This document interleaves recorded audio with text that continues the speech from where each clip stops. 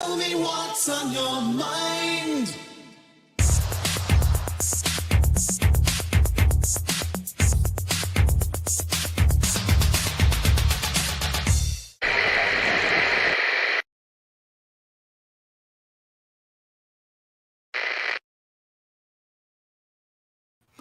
Hey there, this is Cooper from Telepathic Bunny Comics, and I am here with someone who I respect very deeply. I've been watching your videos for a few years there, man. So pretty stoked to have you on. Welcome to the show, RJ from the island.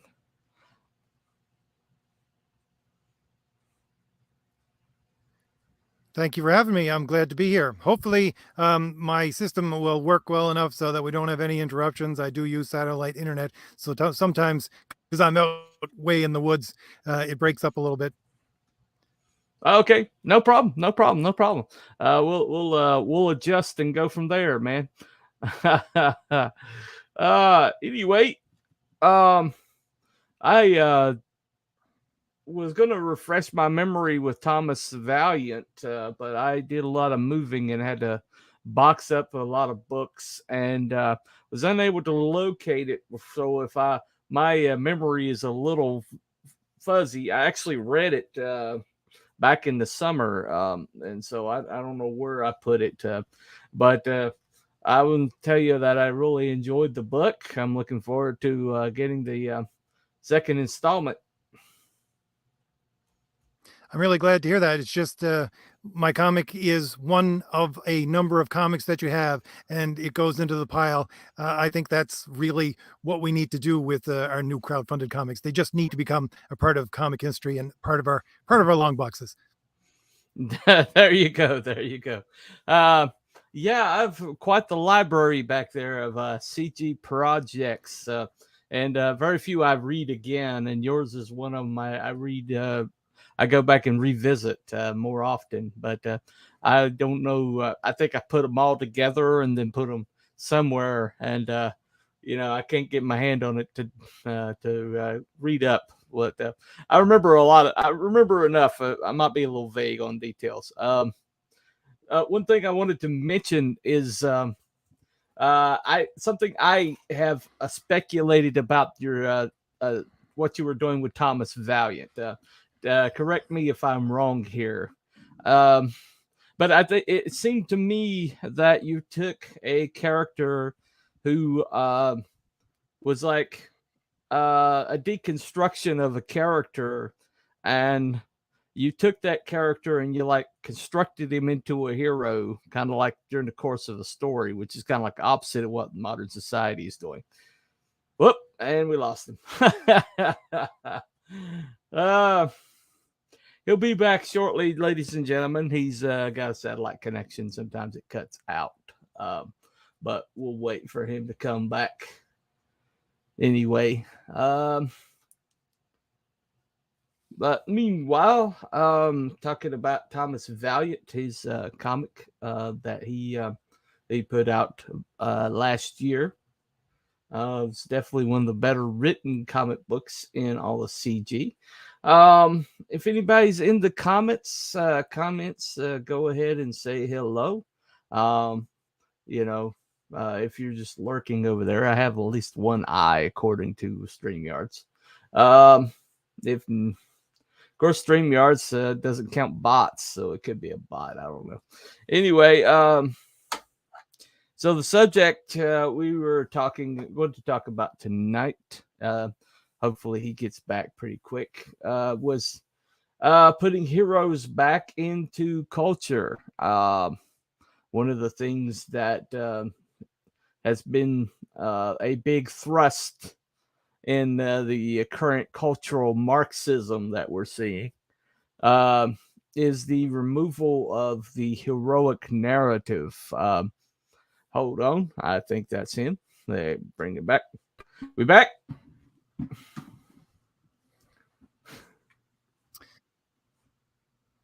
My apologies. Are you there?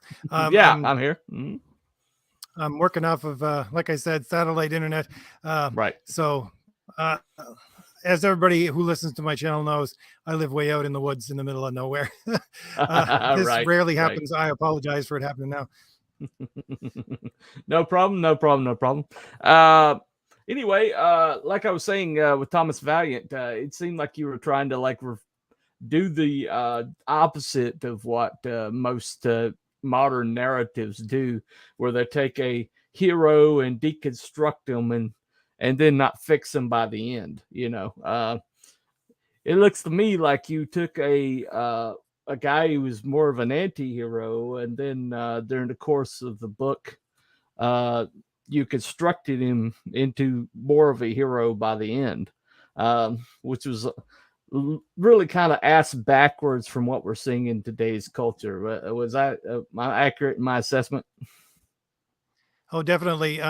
If you have read the book, you know that the team that he fights against, he used to be a part of it, and they're not heroes. They claim to be heroes, but they don't act in a heroic way. They're more like celebrities, and they act that way.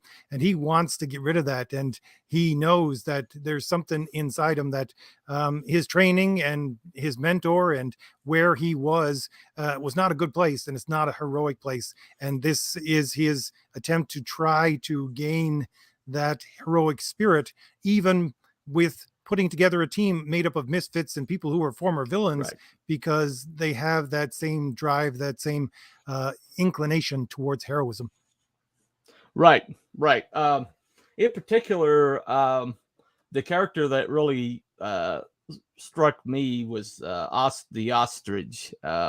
Here's an individual that pretty much knew he was on a suicide mission and went anyway. That's always intrigued me. Somebody with that knowing that there's a chance they're not going to make it back and faces it anyway. There's definitely heroism there. Certainly, he didn't have superpowers except for what was in his between his ears. You know, the brain. Um, that's that was really one of the most impressive characters. Did you enjoy writing him? I did indeed. I had to, unfortunately, let go of that character fairly quickly because of this book, but that was always the plan, to have a character who showed true heroics to Thomas Valiant in order to get him to realize that he was on a slippery slope, even with his attempt to be a hero. He was his foot was slipping. Right, He wasn't being prudent, and he needed someone to jerk him back to reality. right, right. Hold on one second. Got a visitor. Legendary Monkey, what's up, telepathic buddy? Hey, man. Welcome to the show. Welcome. Um, it seemed to me like he was Thomas Valiant's Jiminy Cricket. Um, he believed in what Valiant thought he was trying to do, but he realized that it would take his sacrifice for Valiant to truly become the hero that he was trying to become, and that was my assessment of it. Yeah, that's a good assessment. I do actually. Well, right now, what I'm doing with the Valiant Heroes is it's basically three different stories with three different chapters, which are the size of a normal comic. But I have Mhm. other stories written, and I have done a joint project with Don Chin, who does Beardzerker and a few other indie comics. And he Right, wrote a story that was a backstory for the ostrich. It's mhm, basically set about 20 years before Thomas Valiant to sort of flesh out the character because to show that character in the light of where he was coming from before this. And he thought he was right, always doing good. He thought he was basically a Robin Hood type character, whereas yeah, he didn't actually get to understand that he was the villain in these older stories. So it's a very campy kind of funny story that Don wrote, but at the same well, that's time, Don it Chin, shows yeah. that yeah, that's Don. But it shows that that character didn't quite understand, and when he did come to his understanding, yes, he becomes the person who is trying to look at the big picture and trying to figure out, this is the best course of action, and you're not following it, and I'm going to have to pay the price for it. But he goes and does that anyways. Well, I guess that's part of that misnomer, that if you do wrong, for quote unquote the right goal, or it's still wrong. And I think modern that's one place where modern heroism narratives go, really go wrong, is they think, well, if the end result is a positive thing, then whatever you do to get there is justified. Um, and doing evil to create good never creates good. Evil just begets evil, wouldn't you say? That's exactly what I was going for with my book and with my universe. It's there is an objective standard of good, which is what I believe, and a lot of people believe there's an objective standard of good. Whereas you read a lot of comics today, and you get the idea that everything's coming out of the mind of the writer. They're trying to give you a version of a universe where their mind, they're the god, and there's no objective standards at all there. And that's Right. why there's no continuity. That's why there's no real heroism. That's why you can't say this person did wrong or he's doing something that doesn't look correct to the reader, because you're just following along basically the mental path of the writer. And I don't ascribe to that kind of writing at all. I think there Hmm. is an objective standard, and that's how a story should be written. Right, right. Over here, Luke Stone Studios says, "Hello, folks. Can't stay long. Heading to dinner. Hey, man, thanks for coming in. Road to hell is paved with good intentions." That is a very, very good statement. I have to catch what I miss in replay. No problem. Well, no problem. Uh, well, when I was growing up, the story of Samson, I was raised on Bible stories. And not a bad place to learn your heroism, because there's like the whole gambit of heroism in the Bible. Uh, and you can have somebody that does something really heroic one chapter and did something really despicable the next, because that's how real humans are. Uh, but then you have somebody like Samson, who was defender and judge of Israel, and was gifted by God to do so. But then he was carousing, he was, sleeping around, he was, and but because he justified it all, because he's quote unquote a Nazarene and he's the defender of God's people.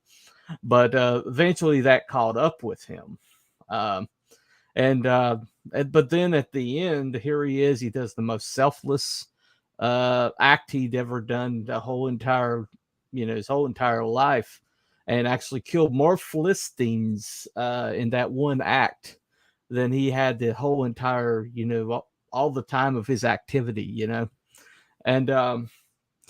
I think it was very, that taught me something about heroism early on. That heroism really is when you operate from a place of weakness, and and do something anyway, even though you're operating from weakness, because it's not operating at strength. Um, because strong people don't need heroism. You know what I'm saying? Yeah, I know what you're saying. And that's part, again, what I hadn't got into in these books that I've written, very much about the construction of my universe and how things work. But again, going back to that idea of an objective standard, that's one of the things a lot of people were saying when they're looking at my book the first time before it even came out. They're saying, these characters have a lot of power. How are you going to keep them from being overpowered? And within my structure of my universe, it's that using their power has consequences. There's an objective thing, and you're not going to get someone who is going to become a god. And if they try to do so, it's going to backfire on them, because every action has an equal and opposite reaction. Every time they try to use too much power, it's going to backfire on them. That's part of the reason why I wrote it as I did, and why and how I keep them from being overpowered. And less human. So I mean, they need to be human enough so that everybody can relate to them. And I think that's the kind Right. of thing that you get within those stories that, like Samson, is that there are consequences for those actions, Mhm. consequences that you got to watch out for and you got to plan for. And if you don't, you're going to have to pay the price. Right. Right. Exactly. But I think there's something to be said for, um, they want to like deconstruct heroes and just have flawed heroes, but they don't understand that complicated heroes is really the only true way to portray a hero. They just want people that are like these deconstructed, like negative people who just happen to have superpowers and just to occasionally do good, um, as opposed to somebody who's doing their best to be good, but just doesn't always get there. And there's a real difference there between those two. Like Top Gun Maverick, I think, was a good example of this. Um, this last year, as a matter of fact, it was like seeing a unicorn, uh, seeing a movie where somebody is truly a flawed hero operating from a place of their flaws and trying to reach beyond that, as opposed to just somebody that's flawed, you know, doing something good for because they can, um, or because it's called for, but not because they're reaching beyond themselves. There's no complexity there when you do that. Would you agree with that? I would agree with that. That's part of the reason why I write my heroes like I do. A lot of people thought that I was talking about heroism so much I was going to write a Superman like character or more DC like characters, but I wrote Marvel characters and that's what I like to write. It's because they're trying to be heroic and there isn't a heroic standard that they're trying to live up to. But at the same time, the humanity of the character and what sells the character to the audience is when their foot slips, when they show that they're human, because we're all human. And that's what really, in my mind, makes a spectacular hero. It's the fact that it's not just someone who is constantly standing on their own two feet. It's someone who, whenever they fall down, they get back up. That's the real heart of heroism right there, is to constantly get back up, knowing that every time you're going to be pushed down, you need that. And you that's really, I would say again, the humanity of the characters, and that's why I write them more in a Marvel way, well, early Marvel way, 80s, Right. early Right. 80s kind of way, rather than a DC Yeah. way. Hold on. Hey, Locke, the Tugs web guy says hello. Hey, how are you? Hey, man, welcome in. Um, One of my favorite Marvel narratives from that time was the Mutant Massacre.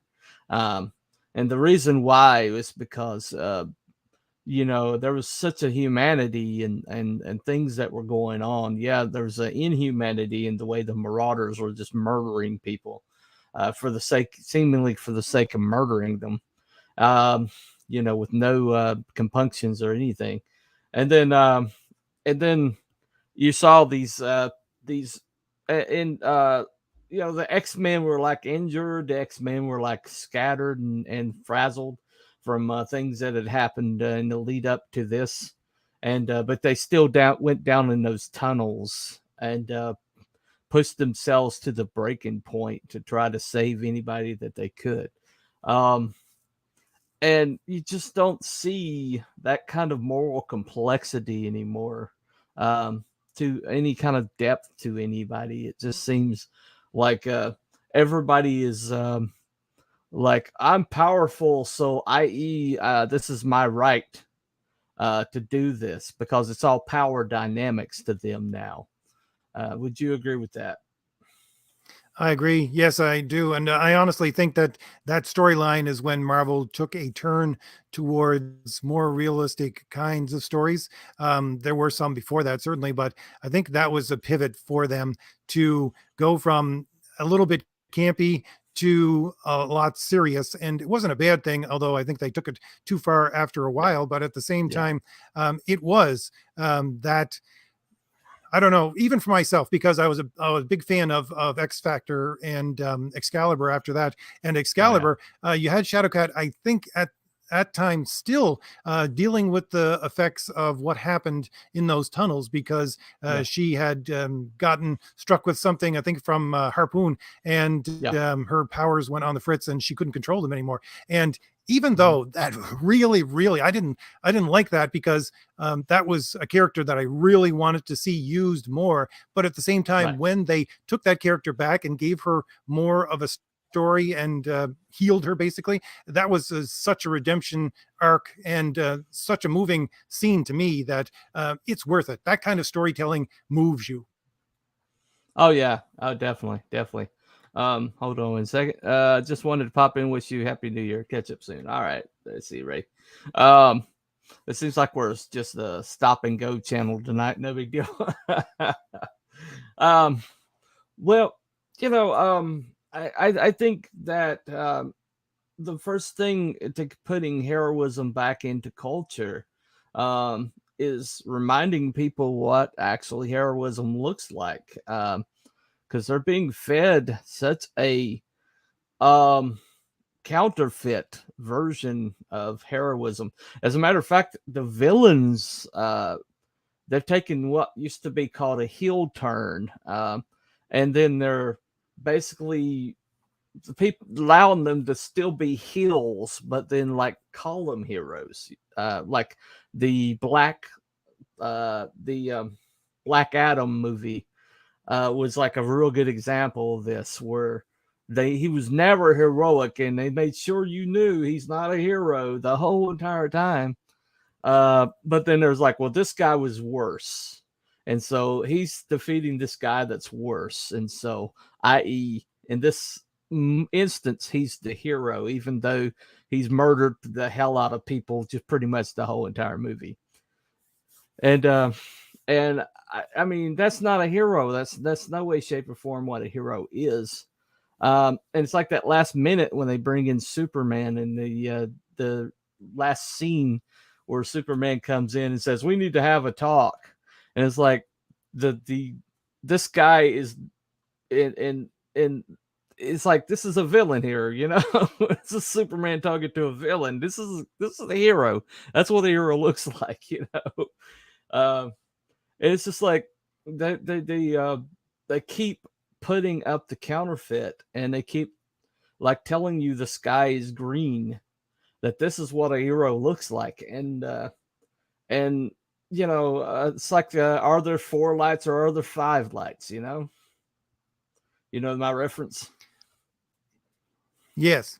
And I think really that's part of why they needed to deconstruct as many heroes as they possibly could. It's because they're sort of grading on a scale, or they're trying to show you, again, as you said, that this character is relatively good as compared to that character. So you can't have a paragon of virtue if you're going to have a grading on a scale, if you're going to be relative with heroism. It just doesn't work, because if you have Superman as he is meant to be, he is going to always just be that beacon that shows you that no, these characters are not heroes. They're never going to be heroes, no matter whether the person they're fighting against is, I don't know, Hitler or something like that. That's the standard that they're making for themselves. Oh, I'm not Hitler. Oh, really? Well, it still doesn't make you a hero. I'm sorry, it really doesn't. Right. But yeah, that's what deconstruction, I think, has brought us.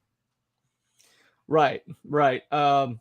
It's like momentary heroism as opposed to heroism that comes from who you are. Like situational heroism, basically. Yes, and at the same time, again, it's that interplay of choice and a standard of right and wrong that you apply yourself to. It's not this is what I think a hero is, and I'm going to make my own standard of what a hero is. It's this is what a hero is because he follows right. He's just, he's good, he's prudent, and he's courageous. He does these things, and he follows a standard that's bigger than himself. And that's what is missing severely from anything that we see, really, especially within comics, because these people, they don't believe in these kind of standards at all. Everything comes from the inside, everything is relative, and everything can be deconstructed. Right. And and deconstruction's fine if you have an end phenomenon, if you like build something from it, or you can like restore a car, and to restore a car you'll have to take it apart. But what they do is they take the car apart, and then they build a couch out of it. They don't put it back as a car. um, and I think really in society, like we did a show on Audie Murphy, my show What's the Story, and there was a story in there where Audie Murphy went to Hollywood, and the first thing he did there fell through, and he was kind of stranded out there, and this guy with a gymnasium knew who he was and let him basically live in the gymnasium. And there was a guy in there that was a Golden Globe hope, or a Golden Glove hopeful, who nobody would spar with him because he hit like a ton of bricks. He was legitimate. And but this little scrawny guy kept getting in there with him, all 5'7", 140 pounds or something. And he's like, every once in a while the guy would tag me, and I'd like hit him back just to make sure he knew who was boss. And they went to the showers together one time, and he saw all these scars on this guy. And he went to the gym owner and he says, "Who the hell have I been sparring with? That guy's scarred from like head to toe." He's like, "That's Audie Murphy. You better be glad he's just sparring with you." Here's a guy that's killed, estimated, I don't know, 400 Germans or something like that. And he was letting this guy beat on him day after day because, he didn't have any ego. But that kind of people like that that were just heroes because they were called upon and they answered the call, but at their core, because it's who they were at their core. And even if you took them out of that context, they're still the same person. You don't see that. You got people like Homelander of The Boys who, smiles in front of the cameras and then murders the crap out of everybody he comes across, and it's like, that everybody thinks he's Superman, and he's actually like the worst character in the whole thing, but I think the one of the things that people need to start putting back into culture is that heroism coming from the core of somebody, and not from like some title they're given, but from who they are. Does that make any sense? Am I speaking out of turn here? That makes sense. It's funny. I was going around for Christmas, looking for Christmas gifts, and I saw To Hell and Back, and I bought it because I like physical DVDs, and I saw that, right. And I snatched it up because I want to watch it again. I haven't got to watch it again for a while, but yeah, mm-hmm. that's the quality of duty, basically. Just like Audie Murphy, it's you're called to do something that you don't want to do, but you're a person who lives by a standard enough so that you know that you're going to have to do it, and that's a sacrifice. I mean, it is to march off to World War II. That's a sacrifice, and you see these people that again, they have instilled within them a concept of duty, and that's what we have within the upbringing of Superman with Ma and Pa Kent, or even with right. Peter Parker and his aunt and uncle. You see that origin story wherein they're instilled with this idea of you do right and that's your duty to do so. And one of the biggest things that's, I think, wrong with not only entertainment but so much within our society right now is the idea that when you see something, you don't act. And that's the real thing. You can have that sense of right and wrong, and you can, do all the things in your private life that you want to. But if you see something wrong and you don't act, if that's been driven out of you so that you don't even think about acting, when you see something that's going on that's wrong, that's where heroism, I think, dies. And that's why I want to write, again, my characters the way that I do. Right, right, right. A friend of mine, Aaron Jordan, just showed up. Hey, buddy, fourth age. He's a hell of a writer. He's we keep trying to get him to put stuff out there. He's a really awesome writer. One character that my whole entire story of my book is going to hinge on is a person who's like that, where the heroism's like at the core of his being. He was a hero before he got powers, and then became more of a hero after he got powers.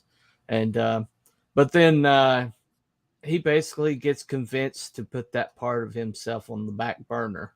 Uh, and and and one of the things that I did to portray that was he was walking by some people committing a crime, and he was walking by with his head down in shame. That to he considered for the greater good. He was because he couldn't do it physically anymore. They basically made him like a consultant to the military or whatever. Use that brain of his. But they told him he couldn't be a hero physically to keep that job, to keep that capacity. And so he convinced himself that was worth it for for the better part of like 50 years. And but he's like walking by things like that day after day, and it just like eating at him. But him not acting, and then the moment that he does act, he realizes he's still got power, and they lied about that too. But the fact that he never rebelled against it, never acted when, according to his nature, he never figured it out for 50 years. He never figured out that they were lying to him, that he didn't have power anymore. And it's like that one moment at a time. But that action is what determines who a person is, on the inside. Not like something that's assigned to them, but who they are at their core. Can you walk away from somebody stealing, the tires off of a car? Can you not intervene when a woman is, boyfriend's getting too physical with her or whatever, and I think at the end of the day, it's like this person's assigned heroism, so i.e. you can't be a hero because you're not assigned that role. It seems like that's being kind of like beat into people. Wouldn't you say that'd be accurate? Yeah, I really think so. I myself think that everybody has the capacity for heroism, certainly. And again, that's what I think I see within the books we see today in movies and television too.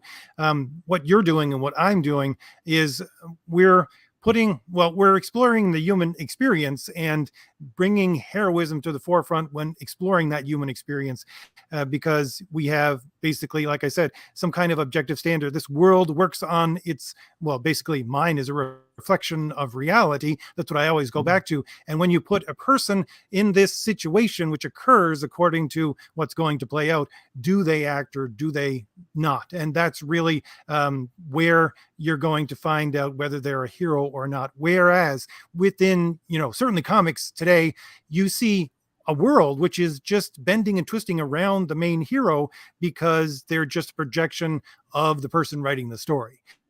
So if you don't have that, and because within your life, hopefully, certainly people know that you're going to come across things that you're not going to be prepared for and you don't want to have to face. But that's life and that's reality. But it's not being portrayed that way on the page or on the screen at all right now. And again, what you're doing, what I'm doing is mapping the human experience to show people that, when you come across that, it's not a time to flee because that's what everyone else and your culture is telling you to do. It's the time to stand up. Right. And that might be something that they're doing to try to make people more compliant. Uh, is teach them if that's a wrong thing. Hail, Greg Levitra, Mad Ruth saying hello. Marxist Maoist psyops revolves around removing heroism from culture. Yep. Make people more compliant. Um, do you see anything in the culture right now that's like old school heroism that we can like encourage people to look at, or is it all been removed, or do we have to go back in I the couldn't. vault? Yeah, well, that's what I'm doing. I'm going back into the vault. I'm looking at older stories. I'm deconstructing the way that people used to write stories, and the way that people. That's what I'm doing a lot with my interviews that I'm doing now on my channel. I'm talking to different Mhm. people because I want to understand from different facets the old way to do things, and to try to explore outside of myself how these things are done, because I don't really see a lot of anything that's going to bring that back in the culture right now. We have to look to the Right, past, and we have to bring that forward. We have to make it alive again. right, right. Okay, here's Eastland Burkholder. Hello, hello. Started with soy food attacks of the early 2000s, increased estrogen production, the brains of the young, then the kids raised on soy bombarded with psyops. Yeah, right out of Mao's playbook. Yep. Um, well, one thing that I think what we're doing, um, especially in independent comics, this at least this area of independent comics. One thing I'm doing my best to try to encourage people to learn to write before they do before they put these comics out. I've run across a bunch of comics that have like the 90s image kind of style of heroism, which was just basically bombast and not a lot of depth there. And I think that we're doing a disservice. I mean, you got something like have you read Monster MD? No, I haven't. Okay. Well, that's a uh, one of the more positive examples, I think. But when you go to write your character, and they say that if your character is like a good guy, then it's that automatically makes them boring. You have to have some kind of edge. Uh, so how do you combat that perspective perception? Again, I don't think any character can be boring if you put them in realistic situations, because Mhm. everybody, if you bring out their humanity, that's what you're going to have to do. And you can't do that, again, as I said, where when you get something like a Marvel comic of today, where the reality of it warps and bends around the character to affirm them. That's not mapping the human experience, and it's not Right. giving you a character that's flushed out and that you can identify as a real person. So that's what I try to do always. I set a chain of events into action and see how these characters who have defined character traits will react to them. I don't know exactly what's going to happen until that last line is written. And even then, sometimes I got to change it because of the art. But at the same, because they change the world. My artist does change my world. Renzo is my main artist, and sometimes he Right. draws things in a way that I have to incorporate them into my story. And I love that about a great Yeah. artist. But at the same time, it's those objective standards. Again, if he draws something that needs to be dealt with, it has to be dealt with in the story. Right. I can tell him to change it, but sometimes I think to myself, okay, that would make a better story, because I Right. need to change what the story is going to do in this little part. There's something in the Valiant Heroes. No, sorry, in my first book, Thomas Valiant, there was 3 guards that were supposed to be watching over the mansion, and they were just Right. supposed to be throwaway characters that were there for a couple of pages. But Renzo Yeah. poured his heart and soul into these characters and made them so beautiful that I thought, okay, I'm going to give these characters more and more of a story within Right. what's going to happen. And a lot of time when I write, and I know sometimes this isn't the fairest thing to my artists at all, but if I'm Yeah. writing a large story like 60 or 80 pages, I'm not giving them the whole story. I'm giving them 20 pages, sometimes 10 at a Mhm. time, because what they draw and what they put down on the page is going to affect the way the story is going to go. And again, it's taking those events that are going to take place. I usually have Right. a rough outline. And again, one thing leads to another, leads to another. And how do these characters with these certain characteristics react to this, and how would they naturally react to that? I remember, again, I always say, Right. I wrote a manuscript for a novel, and I was working with an editor, and that was one of the things that editor pounded on me so much about, just over and over again, saying this character does not act the same way that they acted 2 chapters ago. Change this, Right. because you need to have an objective standard for your character. Yeah. He has to act in a way that's going to be a continuous way that your audience is going to identify with, and that's what we Mhm. need to do. And I agree, there are so many comics out there right now, even indie comics and stuff that we deal with, that does not have any kind of staying power because their story is not there. They're just throwing splashy things down on a page, and while that Yeah. might be better than what Marvel and DC are doing right now, that's not Right. going to last, and that's not going to be a Mm-mm. great story. No, no, no. Let me go ahead and get caught up over here. See. We failed younger generations, failed to protect the kids from brainwashing of our enemies, turn the youth of country against us. Belmont Press showed up. Hey, man. Well, one thing about writing that is such an organic thing is if you truly know who these characters are at their core, like I know what this guy will do and or won't do. I know him on a level of I know basically any situation that you stick him into, I pretty much know what he's going to do, but he still surprises me. Example, the situation he's in, he has to take control and command of a bunch of people who are basically arrested for criminals. Okay. These are people that have done selfish things in their life, and they have that mindset, but he has to uh, they're basically been put into a death trap, and he has to get them out of it, and the only way is if they listen to him. And uh and so as I went and wrote that, I was surprised at how manipulative he got. Like one guy has daddy issues, so he started calling him sport and son and things like that. And so this guy was, by the time he was done, this guy was ready to catch a tank for him, basically. Um, or things like that. Or another guy who, if you order him, even if it's to save his life, he would rather die than be ordered by anybody. And understanding that about him, and this guy inherently understood that about him. And so rather than give him an order, he was just like, well, I heard this about you, but I don't think it's true, and the guy's like, oh, okay, well, let me show you it's true.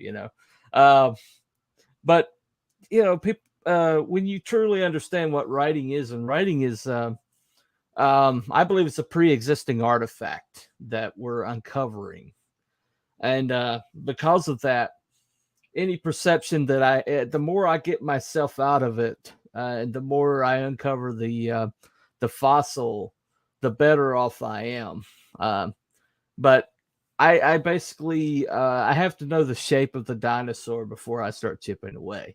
And one of the things that I can nail down before I start writing is I have to know my character. I have to know their ins and outs. I have to know a lot about them. Uh, that way, no matter what we encounter along the way, no matter what situation gets thrown, or some surprise the narrative takes, even I didn't see coming. I still know how he's going to react. And that's one thing that can be controlled at the outset. Would you agree with that?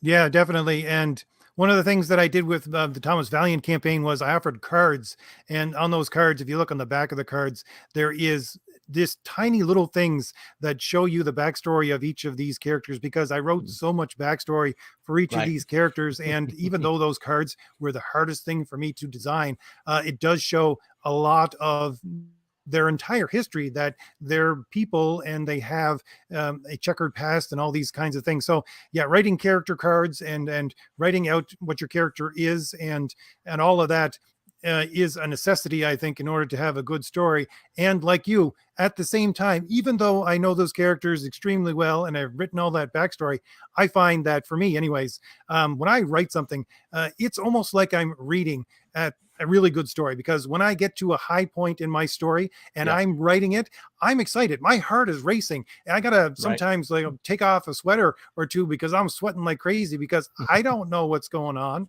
And I'm along there Right. with you, the reader, going, this is really exciting. And I know, Yeah. again, I know sort of what's going to happen, but at the same time, I don't, because I know the characters, but the situation is what is driving those characters along. And again, we're there witnessing Right. that human experience, and I'm there with you writing it. And to me, that's the beauty of writing. Oh, definitely. One more comment over here. Outside of Myers-Briggs personality type to characters help me write them consistently. Now, that's a decent idea. It's definitely scientific. Um, like a example for my story, I have a character, um, and this is the name that organically came to me. His name is Dr. Cypher. Okay. And so uh every time I went to write his backstory, it was like he told me a different story every time, to the point where I'm not even sure what this guy's capable of, even though I designed him or quote unquote created him. And so there's this moment in the story where the the an impossible situation happens. It's like, uh, how the hell did they get out of this, right? And he does something. He shows something that I didn't expect from him, like a level of power that I didn't expect to come from him. It wasn't exactly Deus Machina or anything, uh, which is Ghost in the Machine, which means somebody swoops in last minute and changes everything, which people use a lot these days, and it's really cheap and clunky. Um, but the fact that I'm like discovering things about this character that I supposedly created, and things that I thought were true about him turn out to be false, but he's still true to who he is. So I can't say that I changed anything or made him out of character, because this is his character is that he's mysterious and I don't know his levels. Um, but I think the character complexity is one of the ways we're going to get heroism back into culture, because character complexity is what's been taken out of culture. Everybody's acting from, if you want to go Freudian, their id and their id basically. They're acting from their impulse. They're acting from their desires and from their appetites, and they're not. There's no like, okay, I'm a selfish person, but this one moment in time, I'm going to step in front of a car to protect a kid. Um, and that's one of the things that I think we've got to get back into culture, is that character complexity. Would you agree with that? Yes, I do. And I think we need to get that back into culture, not just through our stories, but through our actions as well. Because I'm always Yeah, going on about virtue. And really, the way to that is the most boring thing that you might ever come across. And that's why I ignored it for a large portion of my life. And it's habit. right. It's the fact that you do this over and over again. You get used to doing it Yeah, in small ways. And then when something big comes along, then you're allowed to do so. You're ready to do so because people are fooling themselves if they think that they can handle a situation where they're going to be confronted with right. something large that they have to deal with and they're going to be heroic enough to deal with it. You're not. You got to Yeah, have a habit of doing right, of being just and good. And that's, again, what we need to see within the page and I think within our streets as well.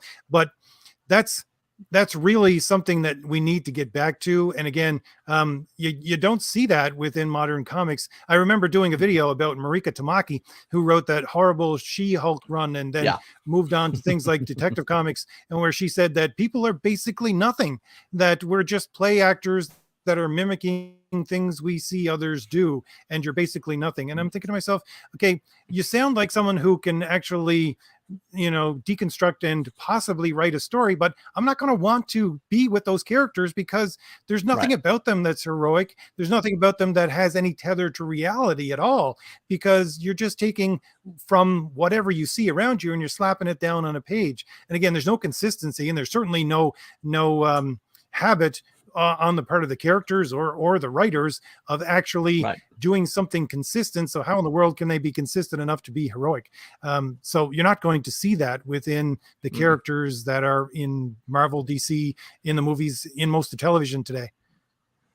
Well, that is also the "I am not Starfire" lady. So if anybody remembers that god awful abomination, um, anyway, um, well, I mean, I believe one of your videos I saw recently was talking about people self inserts, and because people who write these stories are not complex, have no inner worlds, have had no experience going places, doing things, have not like having contact with people from different walks of life, that that beyond their spheres. And so, how can we expect them to come up with somebody truly compelling when they don't live compelling lives around anybody that is compelling? And so, what feeds into these people is not heroism, is not complexity. It's uh, nihilistic selfishness and parody of thought. And so, one of the ways that we can maybe bring it back around is to improve the writers that are writing the stuff, until we can like reach, pull the writers' rooms away from these people who are think alike, talk alike, and act alike. And you see the fantasies that we've had in the previous year, like Willow, the Rings of Power, the recent one, Witcher, uh, Blood Origin or whatever, Blood Orchid. Um, and you look at them side by side, and it's like the exact same people wrote it, the exact same people shot it, the exact same, because you can't tell a difference between them. Um, but until we improve the writers room, the quality of the writers that we have in pop culture, we're never going to see anything improve. um, but the problem is the gatekeepers that are keeping these good writers out of these rooms. They just basically want yes men and people who um, check the boxes, rather than look for people who've had any kind of life experiences. So is if there's any change in the culture, it is by necessity. It's going to have to come from outside. Would you say that's accurate? Definitely. One of the videos I just did about a month ago was about some producers and writers and people who are in writing rooms talking about what Hollywood was doing next and how they're going to take the comics and put them more into movies. And they're saying to us, and they said on this panel, because they're talking to themselves, they're saying Hollywood is Right. behind the times in this woke nonsense that they're putting into it, that they're you haven't seen anything yet. There, some of the people were lamenting the fact that a couple of these things were canceled by Warner, and she said, Mhm. "Oh, don't worry about that. You should see what's coming down the pike." So they're just going whole hog into this, and they just Right. are. They don't even think that they're even far enough along now. They want to go much, much farther. And the problem Mhm. with this is the fact that if you get writers like that, people like that, and again, people like Marika Tamaki, who think that they can be whatever they want to be on any given day, that's a recipe for someone who does not take any responsibility for their actions. If I do Mhm. something horrible yesterday and then today I'm somebody completely new, then I don't have to take responsibility for what the horrible thing I did yesterday. And that's what you see within these stories as well, certainly within the Right. comic stories, because you see these characters and they're just being excused from all the horrible things that they've done. Someone like Craven the Yeah. Hunter, who's a mass murderer, just saying, "Oh no, Right. that was yesterday. You're a new person today." No, you got to take responsibility for that. But these people don't see that because they think that they can just be a brand new thing, whatever that is today, Right. that is different from what they were tomorrow or yesterday. And Yeah. these that's just not a standard of reality. And again, without that standard of reality, they can't write a story. No. No. Definitely not. And I don't know. I mean, I there's times when I kind of like despair. Uh, when I see the preponderance of uh like mainstream culture and just how horrible and anti-human and anti critical thinking and just how far it has fallen and the same people are just doubling down and doubling down and doubling down. um but what gives me hope is the fact that this like underneath the corruption, underneath the crap, there's things budding that are going to break through the pile of crap. Uh, this whole strata of the people that were cast out of the industry, not allowed to do the thing that they had loved to do for most of their life. Um, are finding ways to uh, express themselves, um, and I've got to believe that humanity has something within them that is going to seek that out. Am I being Pollyannish, or do you think that that's possible? That's the truth? That's the truth. I do believe. I think the white pill for me is the fact that they are anti-human, so they're not pushing something that's real. You can't keep the Right. human spirit down, and we're going to continue to build what we can on something real while they create fantasies. And I always look to Right. history. I think it was one of the Eastern Bloc countries under the USSR. I can't remember which one. I think it was Romania, where they Hmm. just learned that we can't fight against this. It's just too big for us. So what we have to do is we have to start building our own culture underground so that when the thing falls, because it's going to fall eventually, Right. we are able to have something left over. And that's what they did. They started with entertainment. They said, we got to Yeah. build up this entertainment and we're going to build up our culture starting with that. And so when the USSR did fall, they had themselves a culture that they could fall back on. It was there, and it was just something that budded and started to grow even larger, and what is the basis of their society today. So I don't think there is, again, when we look around us today, you can despair at some of the things you see, but you can't despair wholly because, yeah, again, we're the ones who are acting in a human way and we're building on something true and good. Right. Right. Yeah. I mean, when it seems like there's like a turning of the cultures that happen, maybe every, I'd say 30 or 40 years, to where the culture gets dominated by one perspective, one point of view, and there's like a strata that grows up that has an authenticity to it, and people like gravitate to that, and eventually that like churns and becomes the topsoil, and becomes like the mainstream.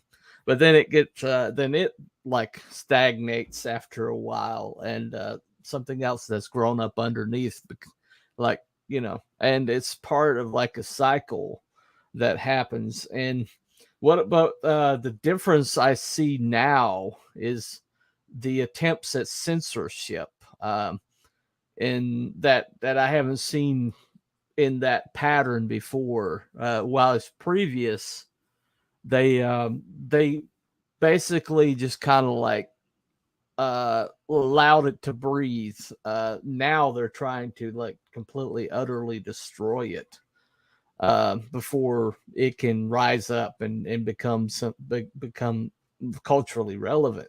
And the more they stomp it, the more they suppress it.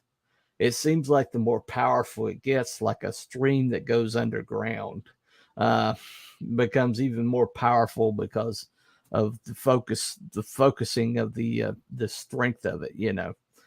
Uh, but do you think that eventually there's going to be a reckoning? You think eventually that everything that we're pushing or trying to survive, keep alive in the culture, will eventually become the mainstream again? I do think it will be. And what you just said, that's exactly what's happening right now. With my Valiant Heroes campaign, again, I went to Indiegogo because they Yeah. did me pretty good last time when I did Thomas Valiant, but this time I got shadow banned. And I'm not doing as well as I had hoped. But at the same time, that's just pushing me to be better and to make a better story. It's just the fact that, okay, if I'm only going to reach this certain number of people, I got to ensure that everything that I'm going to do is going to grab them, and so that they come back for more. And again, it's Right. driving me into spaces where, as not just a writer, but as someone who's producing the comic and is selling the comic, and I'm trying these new things, I'm expanding to new places, I'm interacting with new people and trying to, Right. create some kind of network so that we have this available to us. So all it's doing in there trying to suppress what we are doing in offering people an alternative to what is out there in the normal culture, all they're doing Right. is making the bonds between us and what we have to do and how we create much more powerful. And Yeah. once that is let loose, then I think we're going to see a new blossoming of good culture. Yeah, well, ultimately, I think that's the only hope that we have, and you got to have hope. You can't create if you don't have hope. Hope is like the creative fuel for people to actually like produce something new. Because if you don't think there's a future, you're not going to produce anything. You're not going to make that effort. You're not going to have the energy to make that effort. Just lay down and die. If you don't have any hope, what's the point? This is why so many people are committing suicide right now. Um, so hope is everything. Hope is what we've is our stock in trade. Uh, it's our coin of the realm, as it were. So we hope that these stories that we spent so much time of in the dark by ourselves, writing on the laptop feverishly into the night, writing these stories and being excited by the characters, being excited by the worlds we're creating. Um, the ultimate hope is that somebody will have eyes on it someday. Um, and like my friend Luke Stone decided that he's going to put his money on the line and the future of his family on the line, and create a crowdfunder called Fund My Comic. and get the right web guys on it, the right make sure that it's uncancelable, make sure that all the I's are dotted, all the T's are crossed, and even if somebody goes after it, like with the tries to hack it, that he's got the best kind of security in the world, and he's about to launch this thing the next week, as a matter of fact, and that's an act of hope. That's an act of courage. It's an act of heroism, even, because he has, he's putting everything on the line, because he believes that if he builds this thing, that the people who really need it will find their way to it. But I think small acts of hope, small acts of heroism, small acts of holding to the standard, and teaching people that there is a standard, is eventually going to maybe bring heroism back into the culture. If they don't know what the true heroism looks like, they will never realize that they're being handed a counterfeit. Either way, I think it's a good place to stop for the night. Thank you, RJ, for showing up. Hold on 1 second. Red Shift Comics. He's one of the chief investors of Fund My Comic, by the way. Also acting on courage. Anyway, so thank you, RJ, for showing up and kind of shepherding me through this, having this conversation. I learned a lot from you tonight. I hope I didn't bore you too bad with my questions. Not at all. All right. You got any last things to say to the people? No, I think we've covered just about everything. Okay. And I'm glad you give me this opportunity. Oh, sure. Absolutely. It's been my deep pleasure. In the description below is RJ's website and his campaign. I think I forgot to put this campaign on. I'm going to do that right after this. But his channel is on there, the YouTube channel, Fourth Age. Make sure you stop by there. There's a lot of really good videos. If you've enjoyed his insights, you're going to love his videos. He's also doing some live interviews with people like Sargon Akkad. That was a really interesting one. Rini Draws was like the last one, I believe. But just the interesting people. So just definitely check out his content. And this has been Cooper from Telepathic Bunny Comics, checking over here one last time. All right. I'm back on Twitter, guys. Let's connect Gun Demon 2. And currently suspended because Elon doesn't care about free speech, but I'll be back in a couple of days. Okay. All right. No big deal. Hell Bunny, Hell Chat. All right. Hey, Hojo. Well, Hojo always shows up at the last minute. He's anyway. All right. Thank you, RJ. I'll let you go, man. Thank you, everybody, for showing up and being in the chat. Y'all remember, heroism doesn't disappear out of the culture until all the heroes are gone. So be heroic. Yeah, it's the only way we're going to change this.